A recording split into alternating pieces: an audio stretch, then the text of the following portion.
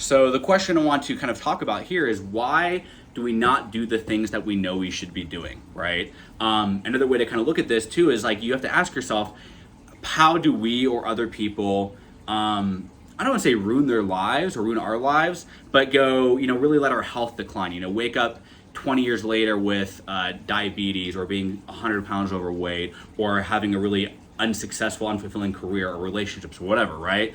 How do we just and how do people end up with really unhappy lives, right? With unhappy results. And the reality is that none of us choose these things overnight, right? Nobody says, I want to be 80 pounds overweight, or I want to have heart disease, or I want to have an unfulfilling career or poor relationships or whatever, right? But these things evolve slowly over time in a way that doesn't catch our attention, so we don't really change anything, right? A really good example to kind of think about this is there's a metaphor or story on how to boil a frog. So I don't know if this is actually how you boil a frog, but this is how the story goes. So the idea is if you throw a frog into boiling water, it will jump right out because it's hot, right? But if you throw a frog into like lukewarm water and slowly turn the heat up, it will swim around until it dies, right? Why? Because there's no pain that is acute enough to really catch its attention. So it just kind of swims around, right? So what's happening with this frog is it's swimming around the water. It's getting kind of hot, and it's like, oh, maybe I should jump out. I don't really like this. But for the frog, the pain of jumping out of the pot, right, is more painful or more inconvenient in that moment than just continuing to swim around, right? But the reality is that swimming around isn't this what's going to happen. Like the water's increasing and it's going to be boiling soon, right? So what if we could communicate with that frog and somehow let that frog know and like really help it understand that, hey, if you sit in this water and continue this water the way it is, I know it feels kind of okay right now, but I promise you it's going to be boiling soon, right? If you don't hop out, you're going to boil, right? If the frog could understand that and understand the pain of kind of where things were going, it would jump out immediately, right? It'd be like, okay, yeah, it'd be kind of a pain in the butt to like jump out of this pot, and that seems like a lot, whatever. But that's way less inconvenient, way less painful than sitting in boiling water, right? So not to have a metaphor that is really exaggerated or whatever, or too gruesome, but we are kind of swimming around in our water. Things are heating up. Things aren't going in the direction that we wanted to go, which is why we're trying to make a change. But at the end of the day, anytime we try to make a change, we look at jumping out, whatever that is, and we say, that's not really something I want to do. That seems like a lot, right? But what we need to do if we want to really motivate ourselves to jump out is we need to project ourselves in the future and really understand, okay, well, what happens down the road if I continue to swim in this water, if I don't make a change? Bring that pain, that discomfort, because that's where things are going, and bring that into the present to motivate us enough to make that choice, right? So, for example, let's say you're like, I want to I want to go to the gym, right? Maybe at the moment you're not really feeling it, and you're like, I don't want to go to the gym. Like the idea of going to the gym is more inconvenient right now, more painful than me sitting on the couch. But the result of you sitting on the couch is that you just sit on the couch, right? You project forward, maybe you gain 20, 30 pounds, you lose years off your life, maybe you aren't able to have the relationships you want because you're not confident, whatever those things are. And a lot of those things are way more painful than just sitting on this, just going to the gym, right? And if you go to the gym, the result of going to the gym isn't that you just kind of like get a workout and you're kind of sore or tired, but the result down the road is that your life expectancy is longer, your confidence is up, you're healthier, you're way stronger, all these things. So what we want to do is get out of the present in this moment and go to the end of both roads, right? And bring those into the present, because that will create a clearer distinction of really what we're facing with our choices, right? So how this worksheet kind of works, there's two parts to this. First, you want to imagine success. So just imagine what success looks like for you and whatever your current goals are, right? What does it feel like? Describe what success looks like. And I want you to think about the things that bring you the most joy and excite you the most. It might just be one thing. It might be like this one experience. Like maybe you're a dude, you've been single for a while and you're like, I finally have this relationship I want that I'm confident about. Or maybe you are finally able to do something with your kids that like you weren't able to do because of your health or whatever it is, right? So you want to list one or a couple things that bring you the most joy and excitement of like what will happen if you are successful. What does that look like? And really bring that in, right? Something that really pulls you, genuinely pulls you, right? And then on the other side, we want to look at failure, right? And we need to ask yourself, what does failure look like for us, right?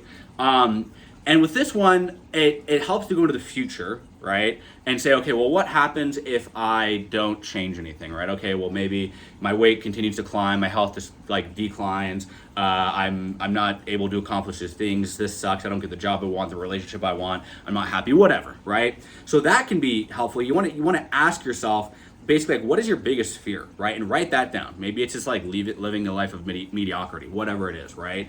But what can be more helpful in this exercise as well is look towards the past and ask yourself, what's the most painful experiences around you being where you have been, right? So maybe you've had a really painful experience. Maybe you weren't able to do, you're turned down by a girl, or you didn't take a picture with your family because you're embarrassed at how you look, or you didn't go out to the beach, the pool because of how you looked, or you weren't able to go on a hike with your family because you were too out of shape. Whatever's the most painful experience for you, that can be more helpful in this instance than looking to the future. For success, it's more helpful to look to the future, but for failure, it can help more to looking at the past, because whatever pain is there is real, right?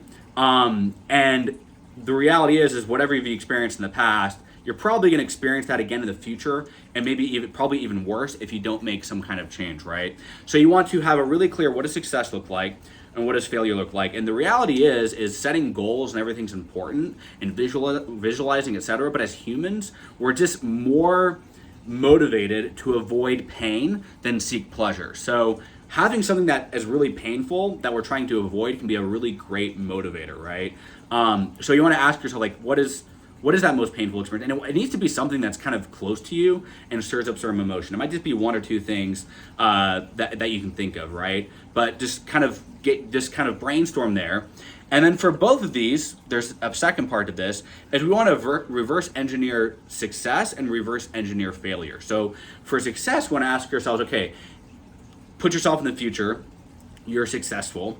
Why were you successful? What was it that helped you be successful? You might be like, oh, well, I did this thing, or I had help from a coach, or I really like looked at my goals daily, or had accountability, whatever the thing is that you think, hypothetically led to your success, because that will give us clues on what we need to focus on to help you be successful, right? So just ask yourself, what does success look like, and why did I get here? What do I think was like the key thing that helped me really persevere and become who I am, right?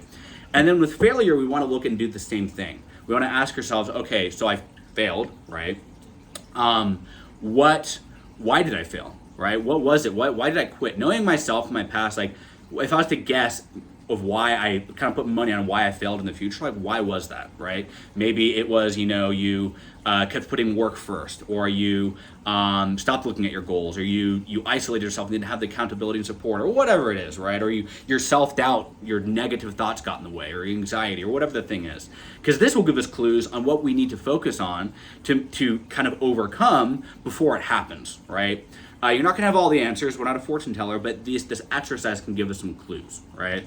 And so I know this whole exercise, this metaphor seems kind of extreme, and you don't want to. It's not like if you miss the gym, you're like, I'm gonna boil to death, right? Or if you don't eat the thing that you want to eat, or you're supposed to eat, or make the right choice, that like you're gonna die, right? It's not like that, but the reality is if we do continue on one path for just like a time, like things do go in places that we really don't want them to go, and bringing some perspective can be very helpful, right? Moving forward, it's with life, it's kind of like every choice you make is like casting a vote for one future or another, one version of yourself or another. And you don't have to cast all of the votes into the right person or the right future, because you won't. Like, you're going to be not perfect all of the time. You're never going to be perfect, right? But if you can cast 51% of your votes towards the person that you want to be, you'll end up being that person. You'll have that future, right? And then a lot of times you'll cast votes in the person you don't want to be, and you don't beat yourself up over it. You're not like, oh, I'm gonna boil like a frog, but you're like, okay, that's not where I want to go, but like, why is that, and what can I learn from this? And have some self-compassion, all right? But having really clear, distinct, what happens for success, like what's pulling me and what am I kind of pushing away from, can be great motivators. Something that I look at. I mean, especially the failure part has been a great motivator for me in the morning. I look at things and I'm like, I don't want to do this. I'm like, well, the annoyance of me doing this thing is like way easier or way less severe than like what I've experienced in the past from avoiding this. And like, I don't want to do that to myself, because I have some self-compassion for myself, and I don't want to put myself through that again now or in the future, right? So this is a great exercise. Of all of the exercises, this one might evoke the most emotion, and it should. If you're not kind of getting a little bit choked up or emotional kind of thinking about these things, probably need to go a little bit deeper into that. So prompts are here on the worksheet. Go through it, take your time on it. No right or wrong answer, just brainstorming. And if you have any questions, let me know.